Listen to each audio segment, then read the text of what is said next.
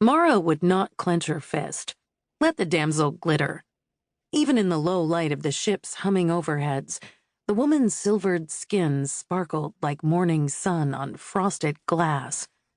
She was painted from head to toe, including the bottoms of her feet, which Mara could see as the damsel knelt in front of Liam, her head bobbing up and down while he watched. His eyes weren't the only ones on the damsel. The observation deck was filling with passengers, the way it always did before dinner. And that was what threatened to close Mara's hand, to set her mouth in a hard, tight line. That he'd done it with an audience.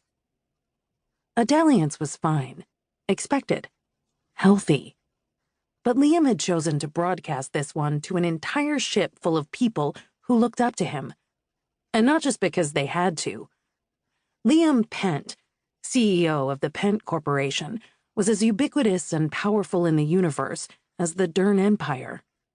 But here, on his ship, he was admired.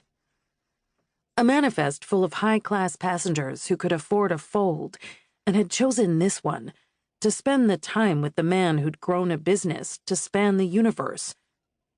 And what was he telling them now? That he'd had to outsource his Balti temptress? That Mara wasn't what she claimed to be? Mara flexed her fingers and forced her features to relax. She kept her face pliable, refusing to flatten her pouty lips.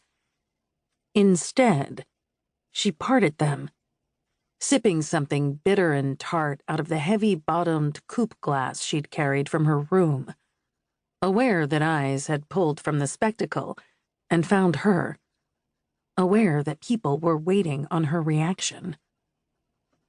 The ship's front viewing deck was part lounge, part boardroom, complete with a throne-like chrome and leather chair reserved just for Liam. Typically, Mara's place was right beside him. And she knew why. Despite the skeptical whispers about their relationship, Mara knew the strength of the threads that tied them together. They both had legacies that set them apart, legacies that were impossible to escape, that were better to embrace.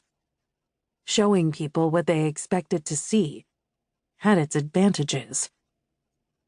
And then there was their shared, open disdain for the Dern.